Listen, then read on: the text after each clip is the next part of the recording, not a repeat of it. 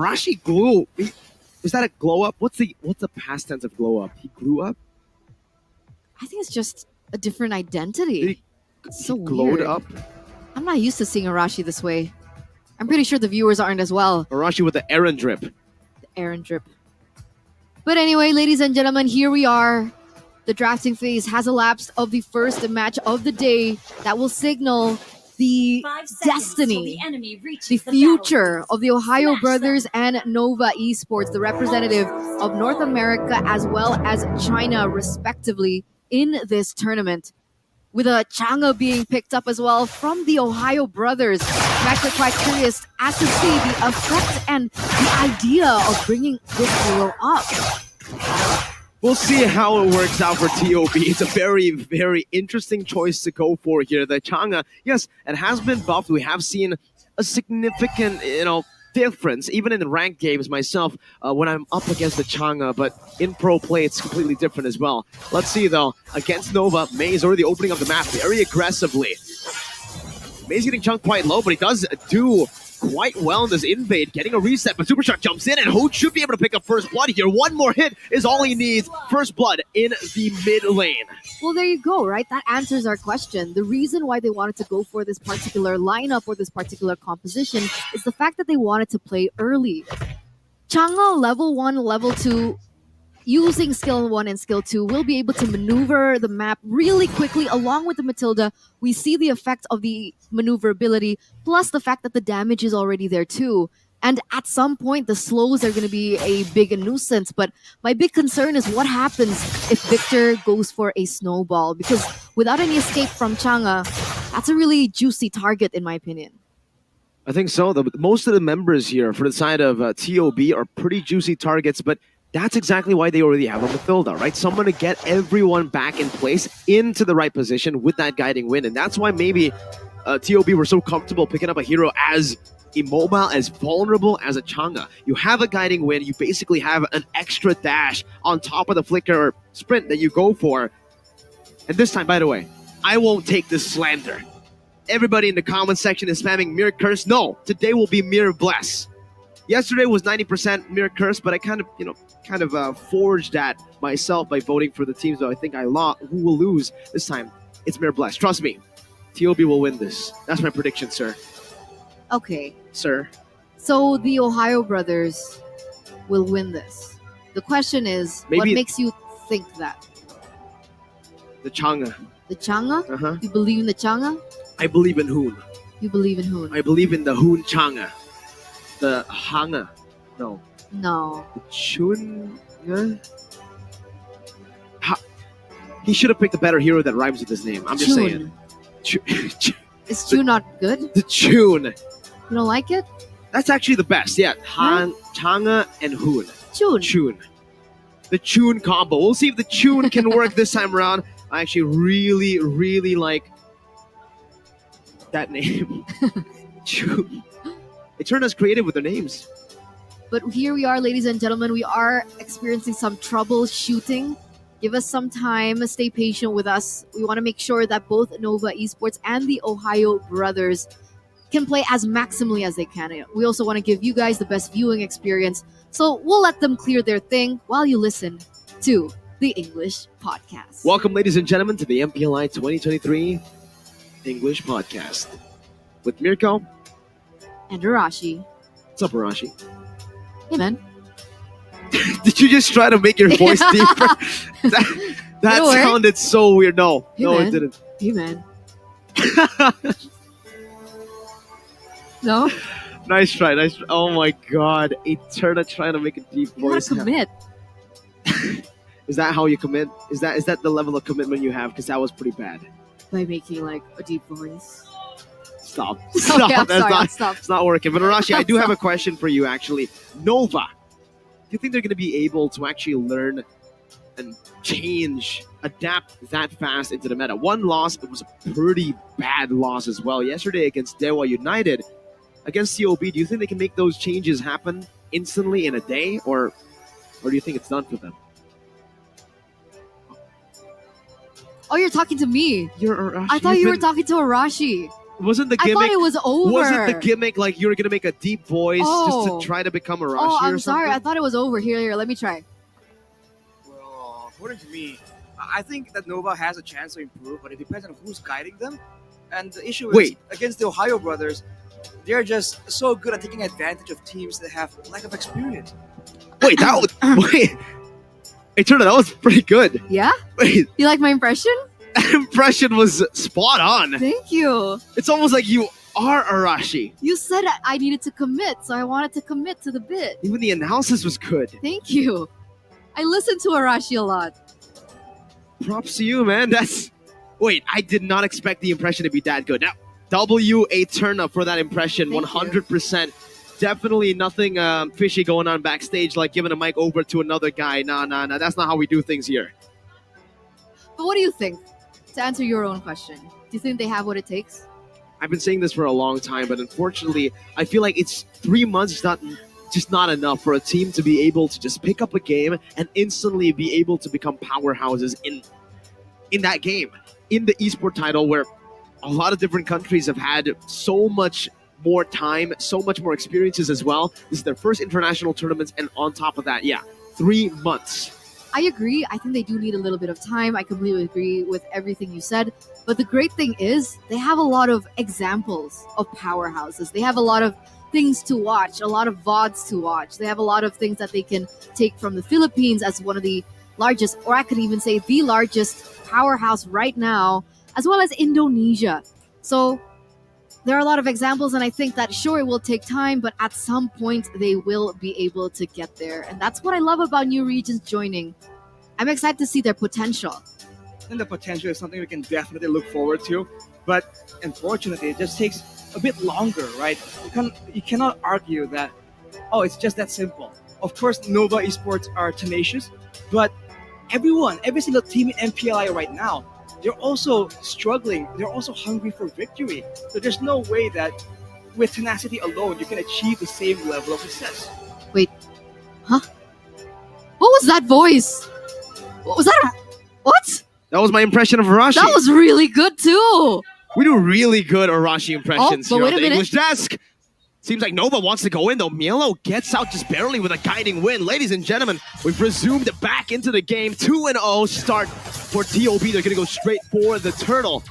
That's a good furious time to read out where May is. Even a Black Dragon for committed in, but Zia, or Siri rather, goes in with a circling eagle and Toon! Getting the turtle with the meteor shower. My goodness. What did you call it? Tune. Tune.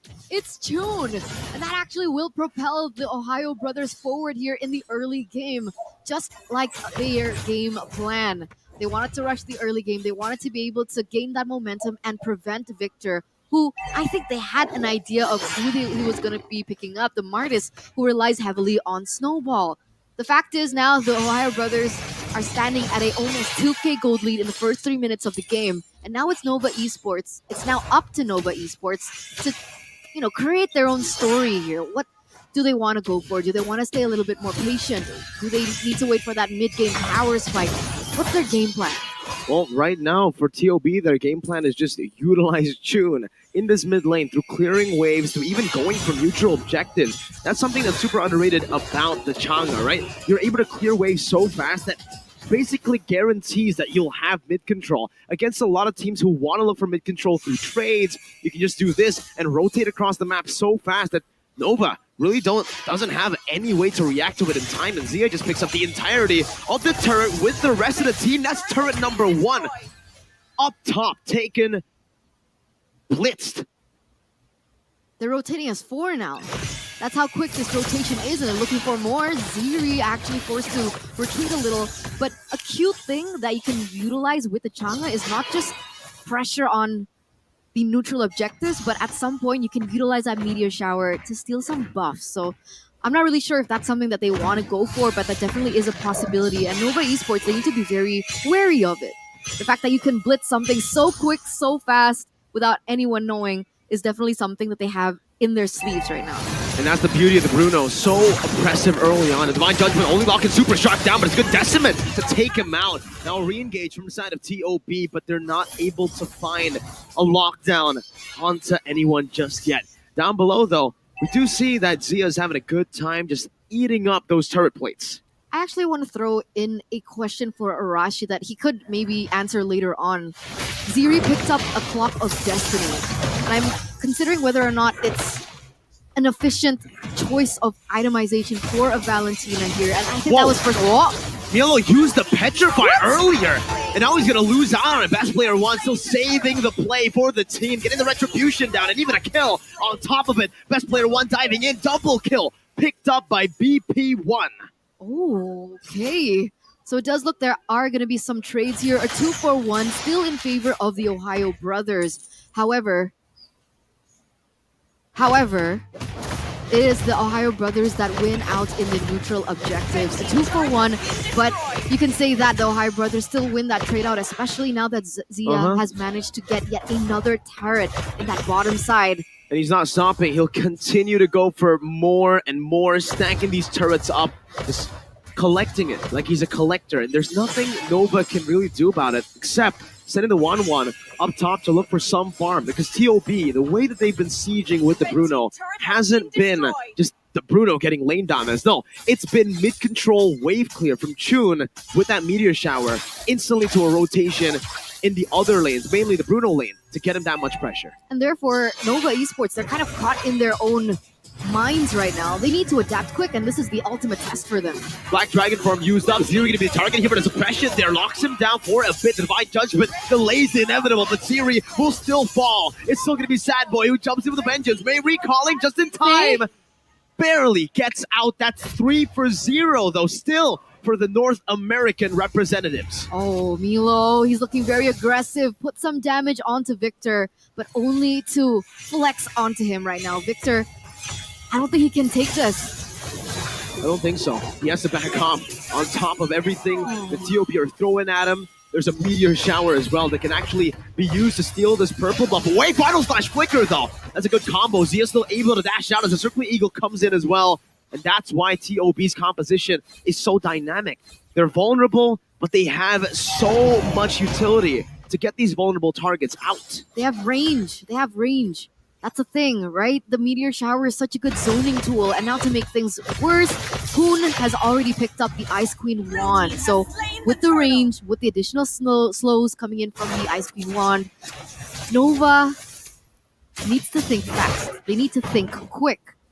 May actually opted for an Athena shield, which is quite curious to me.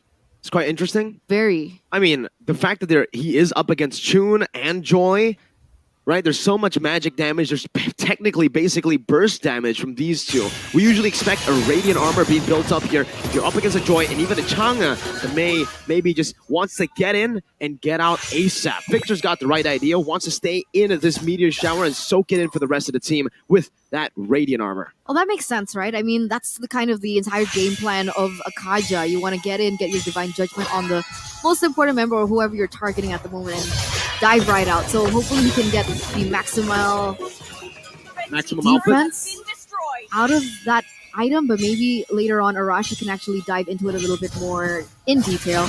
But here we go, the Ohio brothers. That's a Black Dragon form looking to just dive into the back, and Wolfwood disappears. It's a Final Slash. Mielo still able to get the Furious Dive back as well, but Zia just melts down the members of Nova like they're nothing. Sad Boy disappeared. See ya later.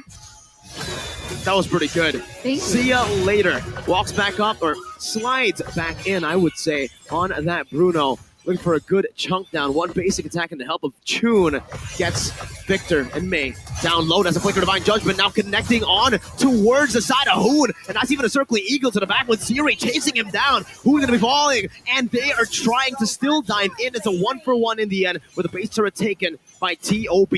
But that's exactly the mission of the Ohio brothers. All they wanted to was get a little bit of an opening onto the base turret of Nova Esports, and they were able to do that, but with the price of Hoon's life.